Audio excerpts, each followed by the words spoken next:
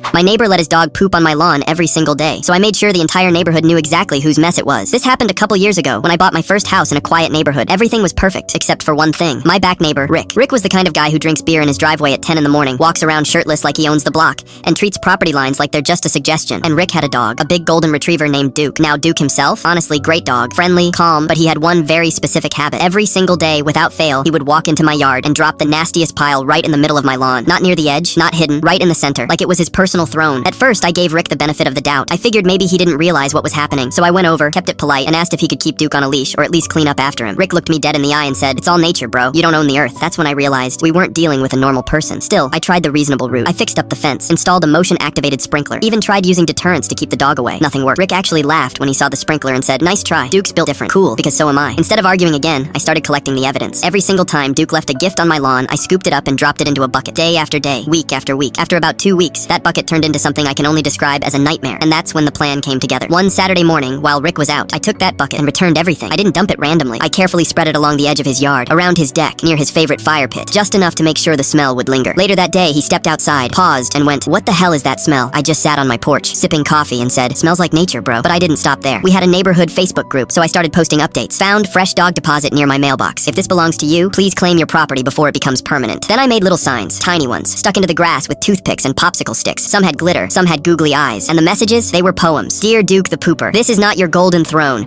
My grass feels betrayed." Every time it happened, I added another sign. At first, Rick ignored it. Then one day, he snapped. He walked over and said, "Are you trying to make me look bad?" And I just looked at him and said, "I don't need to try." That's when everything shifted. Other neighbors started speaking up. Turns out, my lawn wasn't the only one getting visits. Duke had been doing the same thing all over the neighborhood. Within a week, Rick went from nature bro to building a proper fenced area for his dog and actually walking him on a leash like everyone else. Problem solved. And me? I still make those little signs sometimes, not because I have to anymore, but because some lessons deserve to be remembered.